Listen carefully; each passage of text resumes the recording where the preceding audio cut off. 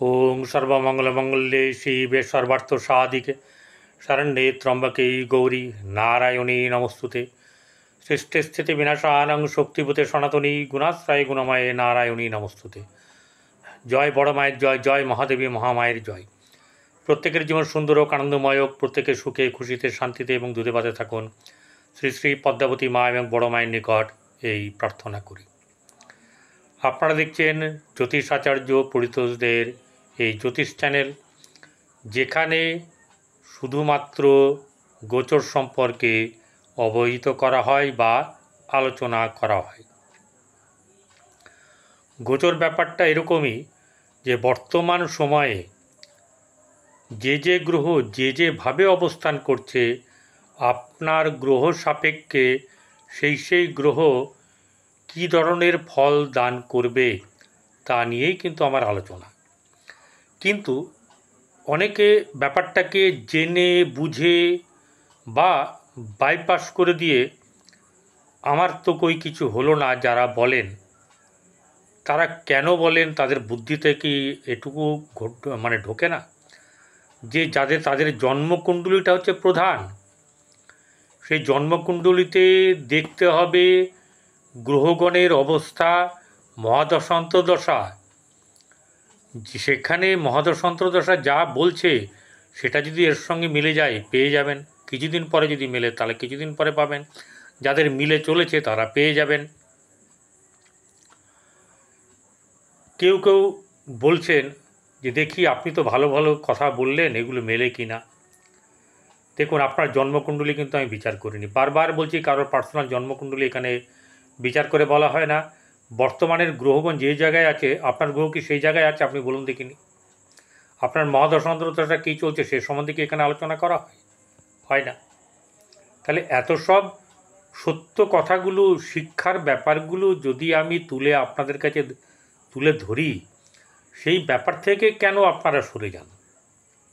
তবে বেশিরভাগ নয়, দু একজন তিনজন এরকম পাওয়া যায়। কিন্তু আমি মনে করি বেশিরভাগ মানুষ আমার কথাবার্তা স্পষ্ট যা বলি, কোনো লুকিয়ে বলি না, যা বলি সামনে বলি। যেমন আজকে হচ্ছে গিয়ে ধনুরাশির জাতক জাতিকাদের এই ভাদ্র মাস কেমন যেতে পারে বা কেমন যাবে, এই নিয়ে আজকে বিশদে আলোচনা হবে। বিশদে আলোচনা বলতে যে ঘরে যে যা পাবো, ভালো হোক বা মন্দ, সেটা আপনাদের কাছে তুলে ধরা গ্রহ সাপেক্ষে। মনে রাখবেন, আপনার রাশিটা বা লগ্নটা এক জায়গায় আছে, ধনু রাশি বা ধনু লগ্ন, কিন্তু আরও যে 8টা গ্রহ আমি যেভাবে বলছি সেভাবে কি আপনার আছে সবগুলো? তা তো নেই। তাহলে যারা বলেন ফট করে, তাদেরকে চিন্তা করা উচিত যে আমি কি বলছি। তারা যদি ভালো করে শোনেন তবে গিয়েই তারা বুঝতে পারবে না। যদি আধখাচড়া করে স্কিপ করে দেখেন তাহলে তো কিছু করার নেই। এই ধরুন, আপনি দেখছেন কিন্তু আপনি সাবস্ক্রাইব করেননি। যারা করেছেন তাদেরকে অসংখ্য ধন্যবাদ। যারা করেননি তারা সাবস্ক্রাইব করতে কি তাদের দ্বিধা হয়? তাদের কি অর্থ পকেট থেকে চলে যায়? ভালো লাগলে একটা লাইক করতে কি তাদের কত টাকা খরচা হয় কি? যদি ভালো না লাগে লাইক করবেন না। কিন্তু যদি দেখেন যে কিছু মাত্র আপনার ভালো লেগেছে, তাহলে আমি উৎসাহিত বোধ করি। আমি আরও ভালোভাবে আপনাদের সামনে আরও ভালো কিছু নিয়ে আলোচনার সাপেক্ষে আপনাদের সামনে তুলে ধরতে পারি। যাই হোক, বলা রইল, ভুল হলে আপনার ব্যাপার, ঠিক হলেও আপনার ব্যাপার, যেটা আপনি মনে করবেন। এখন ঘটনা হচ্ছে যে এই ভাদ্র মাস হচ্ছে 31 দিনের। এর 18ই অগাস্ট থেকে 17ই সেপ্টেম্বর পর্যন্ত হচ্ছে গিয়ে এর কাল, অর্থাৎ 31 দিন। ভাদ্র মাসকে নর্মালিভাবে সকলেই কিন্তু অশুভ মাস বলে ধরে। যাই হোক, এখন ঘটনা হচ্ছে যে এই যে আপনার রাশির চক্রর ব্যাপার বলা, ঠিক আছে, সেই জায়গাটাতে হচ্ছে গিয়ে আমার মেন কথা, যা যা বলবো সেগুলোকে ধরার চেষ্টা করবেন, অন্যথা করলে আমার পক্ষে কিন্তু গণ্ডগোল হবে। ঠিক আছে, সেই ব্যাপারগুলোকে যদি ভালো করে মনে রাখেন, তাহলে গিয়েই কিন্তু আমি আপনাদের সামনে যা বলবো সেটা কিন্তু শুভ হবে এবং তা কিন্তু আপনাদের মিলবে। যেমন ধরুন, এই ভাদ্র মাসে যে যে গ্রহ কোথায় কোথায় আছে না আছে সেগুলো একবার আমি তুলে ধরব। প্রথম কথা হচ্ছে যে ভাদ্র মাসে যে আপনার রাশিতে রাশিতে হচ্ছে মেষ রাশিতে কোনো গ্রহ নেই, যে ভাদ্র মাসের যে শুরু সেখানে কেউ নেই। বৃষ রাশিতে চন্দ্র থাকবে, কিন্তু দুপুরবেলাতে বেরিয়ে চলে যাবে। তাহলে বেরিয়ে চলে যাবে গিয়ে মিথুনে থাকবে। মিথুনে থাকবে হচ্ছে আগের থেকে বৃহস্পতি শুক্র বসে আছে, চন্দ্র গিয়ে যুক্ত হবে। তাহলে চন্দ্র যুক্ত হওয়ার সময়তেই কি হবে, তাহলে তিনটি গ্রহ একসঙ্গে এবং চন্দ্রের সঙ্গে বৃহস্পতির তারপরে হচ্ছে গিয়ে আপনার চন্দ্রের সঙ্গে শুক্রের মিলন, তারপরে আবার শুক্রের বাইরে বেরিয়ে আসা, এইসব ব্যাপারগুলো আছে। ঠিক আছে, এখন ঘটনা হচ্ছে যে চতুর্থে অর্থাৎ কর্কট রাশিতে বসে আছে, জোটাইক সাইনের বা রাশিচক্রের চতুর্থে বসে আছে আপনার বুধ। পরের রাশি সিংহ রাশিতে বসে আছে কেতু এবং রবি।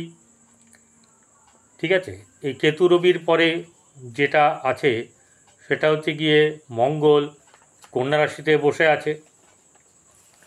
তাহলে এই ব্যাপারগুলোকে দেখতে হবে। এরপরে বসে আছে একদম রাহু কুম্ভ রাশিতে, তার আগে কন্যা, তুলা, বৃশ্চিক এসব জায়গাতে কোনো মানে মকর, ধনু, মকর এগুলোতে কোনো কিন্তু গ্রহ নেই। তাহলে এই গ্রহ না থাকার কারণের জন্যে কি হচ্ছে, মঙ্গল ভঙ্গ কালসর্প। তাহলে মঙ্গল ভঙ্গ কালসর্প যোগ হওয়ার কারণের জন্যে কি হচ্ছে, যে এখানে যাদের এরকম জন্মকুণ্ডলিতে মঙ্গল ভঙ্গ কালসর্প আছে, বিশেষ করে যে রাশির কথা বলছি ধনু রাশির, তাদের ক্ষেত্রে কিন্তু প্লাস মাইনাস কিছু ঘটনা ঘটবে। ঠিক আছে, এক্ষেত্রে কিন্তু একটা ব্যাপার হচ্ছে গিয়ে আপনাকে মনে রাখতে হবে যে শনিও কিন্তু আছে মীন রাশিতে, সেটা কিভাবে না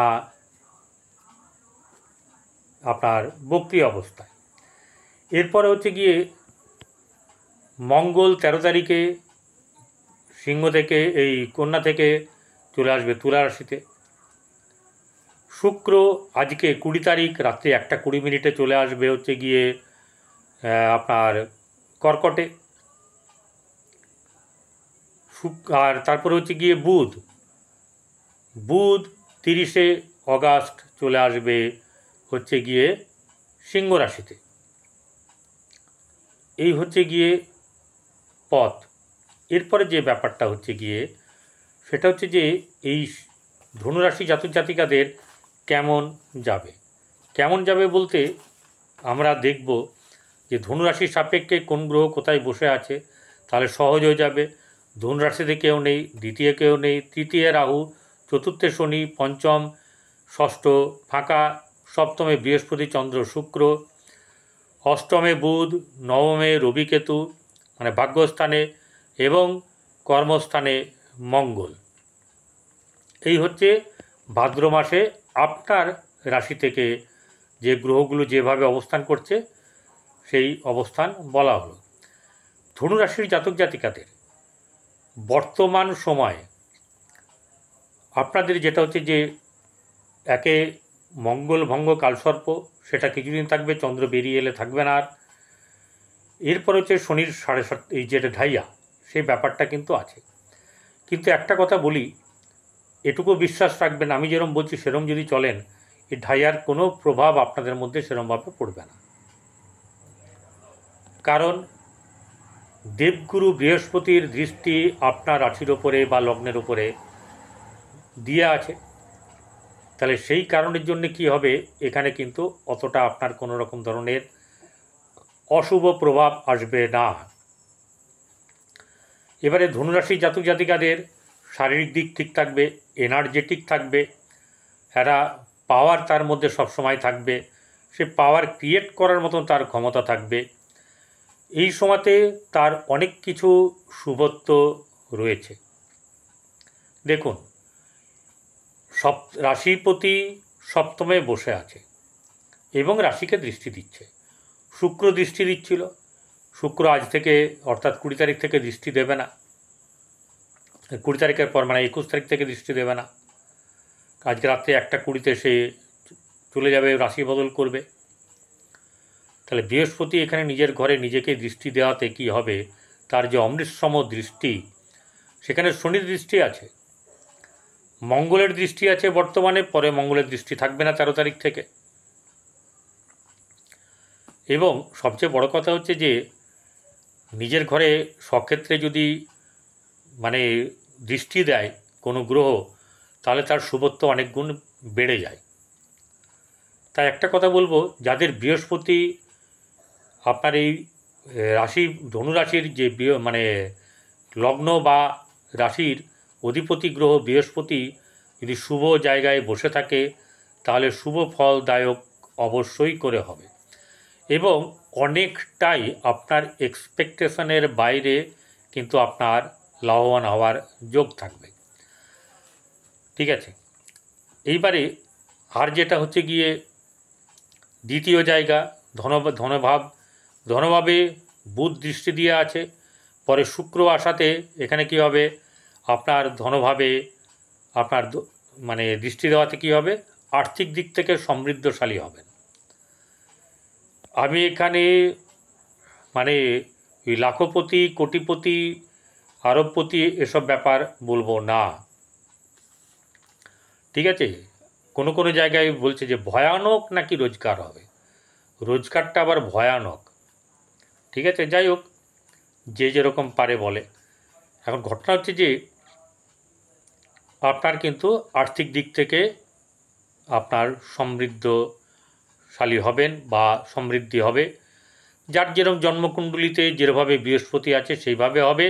এবং এই যে দ্বিতীয় ভাব ধনভাবে কোন গ্রহ বসে আছে সেটার উপরও ডিপেন্ড করছে। কিন্তু এখানে যেটা বলছে সেটাই আমি বলবো যে আপনাদের কিন্তু ধনভাব পোক্ত হবে, সঞ্চিত হবে ধন। আত্মীয় পরিবার পরিজনের সঙ্গে আপনাদের সম্পর্কর বৃদ্ধি হবে, ভাই বোনদের সঙ্গে সম্পর্ক মধ্যম শুভ, কিন্তু গৃহে কোনো না কোনোভাবে ঝামেলা, মন কষাকষি এসব ব্যাপার কিন্তু থাকবে। সবার মন জুগিয়ে চলতে পারবেন না, কেউ না কোনোভাবে ডিস্টার্ব করার চেষ্টা করবে বা আপনি ডিস্টার্ব হবেন। সন্তানের জায়গায় মঙ্গলের দৃষ্টি আছে এবং এখন দৃষ্টি আছে 13 তারিখের থেকে ডাইরেক্ট দৃষ্টি হয়ে যাবে, সমসপ্তমে দৃষ্টি হয়ে যাবে পঞ্চমে। তখন কিন্তু প্রেমের ব্যাপারে কিছু গণ্ডগোল, কিছু অন্য ধরনের ব্যাপার, অশুভত্ব ব্যাপারগুলো কিন্তু আসবে। সন্তানের ক্ষেত্রে কিন্তু শুভ হবে, কারণ স্বক্ষেত্রে তার দৃষ্টি থাকবে, এক্ষেত্রে কিন্তু শুভ হবে। এরপরে যেটা হচ্ছে গিয়ে আপনাদেরকে যেটা করতে হবে, মাথা ঠান্ডা রাখতে হবে।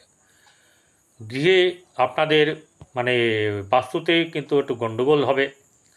এই সময়তে কোনো জিনিসপত্র রাখা, কিছু কেনা, সেই ব্যাপার নিয়েও আপনাদের দেখবেন ঠিক জায়গায় রাখা হয়নি, বা জুতো ঘরে আছে ছেঁড়া জুতো রেখে দিয়েছেন, বা খালি কৌটো রেখে দিয়েছেন, বা ঘরে ঝুল হয়ে আছে, থালা বাসন কিছু ভাঙা ফোটা তাতে খাওয়া দাওয়া হচ্ছে, এরকম নানা ধরনের কোনো না কোনো কিছু ঘটনা আপনাদের কিন্তু ঘটবে। মানে ঘরে বন্ধুবান্ধবের সঙ্গে তর্ক বিতর্ক বাড়বে বা শুভত্ব নষ্ট হবে, মায়ের শরীর খারাপ যাবে বা মায়ের সঙ্গে সম্পর্কের অবনতি ঘটবে। ঠিক আছে, বা ঝগড়াঝাটি, মনোমালিন্য এইসব ব্যাপারগুলো ঘটবে। গাড়ি বাড়ির দিকে কিন্তু কোনো না কোনোভাবে আপনারা লাভবান হওয়ার যোগ আপনাদের দেখা যাচ্ছে। যাই হোক, ষষ্ঠ ভাব শত্রু, ঋণ, এবং হচ্ছে রোগ, সেই জায়গাতে অধিপতি সে কিন্তু বসে আছে, কোথায়, ঠিক আছে, সে বসে আছে কিন্তু আপনার প্রথমে হচ্ছে সপ্তমে, তারপরে চলে যাবে অষ্টমে, অর্থাৎ ভাদ্র মাস শুরুর কথা বলছি, ঠিক আছে। এবারে যেটা হচ্ছে গিয়ে যখনই শুক্র মুভ করবে তখন অষ্টমে চলে যাবে, তো ষষ্ঠপতি অষ্টমে যে গেলে আপনাদের শারীরিক দিক থেকে কিন্তু কিছু না কিছু ট্রাবল দেবে, বিশেষ করে পেট সংক্রান্ত বা তলপেটের সমস্যা, এসব ব্যাপার দেবে, কিছু ডিজিজ দেবে, এসব ব্যাপারগুলো কিন্তু হবে। সপ্তম ব্যাপার, গুরুত্বপূর্ণ ব্যাপার, যেটা হচ্ছে গিয়ে এই সপ্তমের জায়গাটাতে আপনাদের কি থাকবে, সপ্তমের জায়গাতেই ব্যবসা বাণিজ্য বৃদ্ধি, যাদের বিয়ে হয়নি তাদের বিবাহ যোগ, লক্ষ্মী লাভ, আর্থিক দিক থেকে উন্নতি, ব্যবসায় শ্রীবৃদ্ধি, মানে আপনার উচিত হচ্ছে গিয়ে পার্টনারশিপ ব্যবসা না করা, বৈবাহিক জীবনের শুভ, যারা বিয়ে করেছেন তাদের ক্ষেত্রেও কিন্তু ব্যবসা যারা করেন তাদের কিন্তু অনেক অনেক দিক থেকে ভালো যাবে, একাধিক ব্যবসা হওয়ার সম্ভাবনা। অষ্টম জায়গায় বুধ আছে, পরে শুক্র আসবে, এখানে আপনারা অকাল্ট সায়েন্সের প্রতি আপনাদের ঝোঁক আসতে পারে, সঞ্চয় হতে পারে, বৃদ্ধি হতে পারে, মানে অর্থাৎ কীরকম হবে, আপনার পার্টনারের কিন্তু এখানে সঞ্চয় হওয়ার যোগ, আর্থিক দিক থেকে শুভত্ব লাভ, ধনবৃদ্ধি, এইসব ব্যাপারগুলো কিন্তু আছে। ভাগ্যভাবে বসে আছে ভাগ্যপতি, ভাগ্যস্থানে এখানে বসে আছে রবি, সেখানে কেতু বসে আছে, রাহুর দৃষ্টি আছে। এখানে একটা ব্যাপার হচ্ছে গিয়ে এই রবি ভাগ্যের জায়গায় বসে থাকলে আপনাদের ভাগ্যের সুফল যতটা বাড়াবে তার থেকে বেশি বাড়াবে যশ খ্যাতি, আপনাদের এই যেটাকে বলা হচ্ছে সরকার রিলেটেড বা সরকারি কোনো ব্যক্তির সঙ্গে আপনাদের রিলেশন মানে গড়ে ওঠা বা তাদের কাছ থেকে সাহায্য লাভ, এই ব্যাপারগুলো কিন্তু ঘটবে। এছাড়া কেতু যেহেতু আছে, রাহুর দৃষ্টি আছে, তো যতটা ভাগ্য উদয় হওয়ার ততটা হবে না, কিন্তু মাঝে মাঝে আবার খুব বেশিও হতে পারে, কারণ রাহু জিনিসগুলোকে বাড়িয়ে দেয় আর কেতু গুটিয়ে রাখে। রবি নিজের কাজ করবে, কারণ রবির প্রভাবে কেতু এখানে কিন্তু অন্তত দিনের বেলাতে তার প্রভাব বেশ ভালো রাখবে, রাতের বেলাতে কেতু একটুখানি সামান্য হলেও তার বল বৃদ্ধি করার চেষ্টা করবে, তবু খারাপ হবে না। এবারে আপনার চলে আসবো হচ্ছে গিয়ে কর্মস্থানে মঙ্গল বসে আছে, মঙ্গল কর্মস্থানে বসে থাকলে খুবই শুভ, কারণ রাশিচক্রের মানে দশমভাবে মঙ্গল হচ্ছে উচ্চস্থ, তাই এখানে মঙ্গল কিছু না কিছু হলেও আপনার কর্মের দিক থেকে আপনাকে কিন্তু লাভবান করার ব্যাপার রাখবে, কিন্তু দেখতে হবে যে আপনার দশমভাবে কে বসে আছে, দশমভাবের অধিপতি গ্রহ কোথায় বসে আছে, মঙ্গল কীরকম জায়গায় আছে, এইসব নির্ভর করবে আপনার জন্মকুণ্ডলিতে, সেখানে কিন্তু কর্ম লাভের যোগ দেখাচ্ছে। এবারে একাদশ স্থান লিকুইড মানি, এই জায়গাতে হচ্ছে গিয়ে বৃহস্পতির দৃষ্টি আছে, রাহুরও দৃষ্টি আছে, অধিপতি হচ্ছে শুক্র, সেই শুক্র বুধের সঙ্গে বসে আছে, তাহলে কিন্তু আপনার ক্ষেত্রে যেটা হবে এখানে আপনার একাদশ লাভ, আর্থিক দিক থেকে লাভবান হওয়া, এছাড়া আপনার হঠাৎ করে কোনো জায়গা থেকে যশবৃদ্ধি, আর্থিক বৃদ্ধি, সাফল্য বৃদ্ধি, এইসব ব্যাপারগুলো কিন্তু আপনার অবশ্যই করে হবে। এবারে দ্বাদশ ভাবের অধিপতি মঙ্গল, সে বসে আছে হচ্ছে গিয়ে দশমভাবে, এরপরে যখন আপনার ধনুরাশির একাদশে চলে আসবে, অর্থাৎ তুলা রাশিতে যখন মঙ্গল চলে আসবে, সেই মঙ্গল দ্বাদশপতি হলেও লাভও দেবে আবার খরচও করাবে, এই ব্যাপারগুলো কিন্তু হবে। এই হওয়ার ব্যাপারগুলো হলে আপনাকে কিন্তু কিছু জিনিস থেকে সাবধানে থাকতে হবে, যেমন হচ্ছে লোভ করা চলবে না, যেমন কোনো জায়গায় কারোর সঙ্গে অধস্তন ব্যক্তিদের সঙ্গে কোনো খারাপ ব্যাপার করা চলবে না, ঠিক আছে, এই সব ব্যাপারগুলোকে দেখতে হবে। এছাড়া আপনারা যেটা করবেন সেটা হচ্ছে গিয়ে খুব ভালো করে কথা বলা, ভালো ব্যবহার করা, ইগো, অহংকার এগুলোকে দূরে রাখা অবশ্যই করে প্রয়োজন। হঠাৎ করে কোনো কারোর ফাঁদে না পড়া, কোনো জায়গায় হঠাৎ করে ইনভেস্টমেন্ট না করা। গরু, কুকুর, কাক এদেরকে খাওয়ান ভালোভাবে, এবং সবচেয়ে আরও ভালো হবে যদি যারা খেতে পায় না সেই জীব, যে কোনো জীব হোক প্রাণী হোক, তাদেরকে খাওয়ান, খাওয়ালে ভালো থাকবে।